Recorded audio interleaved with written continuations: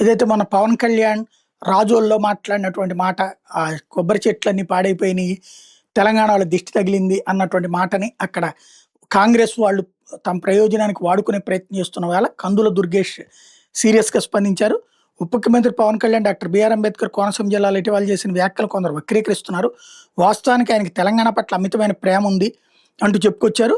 ఆహ్, ఏదైతే ఎప్పు గద్దర్ మీద అమితమైన ప్రేమ చూపిన వ్యక్తి తన సినిమాల ద్వారా అక్కడ కళాకారులను ప్రోత్సహించారు. మామూలుగా ఆంధ్ర గ్రామీణ ప్రాంతంలో మాట ఉంటది. మా దిష్టి కూడా తగలకూడదు అని మనకు మనమే అంటూ ఉంటాం.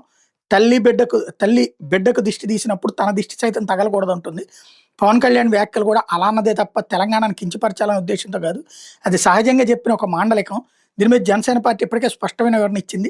దీన్ని తెలంగాణ నేతలు ఇంకా కొనసాగించకూడదని, ఇక్కడితో సమస్య పరిసమాప్తం కావాలని కోరుకుంటాం. ఇకపై వాళ్ళ విచక్షణ క్యాజువల్‌గా చెప్పిన మాటను సీరియస్‌గా తీసుకోవద్దు అని పేర్కొన్నారు. పవన్ రాజకీయాల్లోకి రాకముందు ప్రకృతి వైపరీత్యాలు సంభవించినప్పుడు ఏపీకి సాయం చేసినట్టుగా తెలంగాణకి కూడా చేశారని గుర్తు చేశారు.